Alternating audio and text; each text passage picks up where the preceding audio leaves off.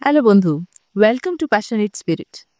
বলুন তো, আপনি আপনার ক্যারিয়ারকে বেশি ইম্পর্টেন্স দেবেন নাকি আপনার সম্পর্ককে বেশি ইম্পর্টেন্স দেবেন?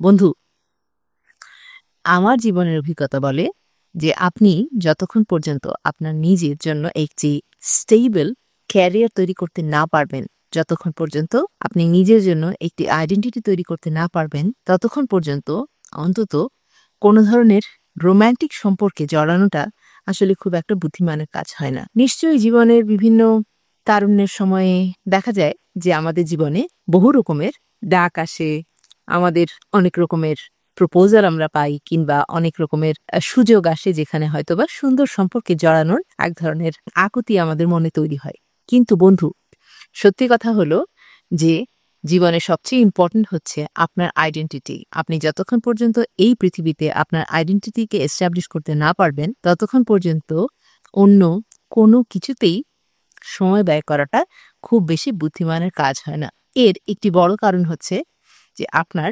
সময়টা ভাগ হয়ে যায়।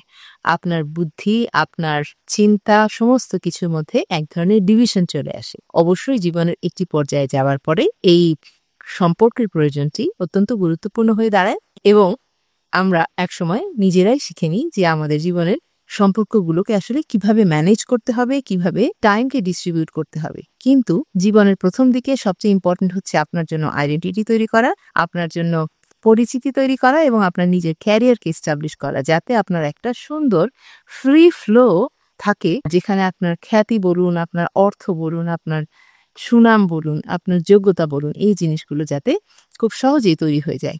তারপরে বিভিন্ন রকমের সুন্দর সম্পর্কের আহ্বান কিন্তু আপনি সবসময় পেতেই থাকবেন। ভেবে দেখবেন কিন্তু। Be passionate, be positive. ভালো থাকবেন বন্ধুরা।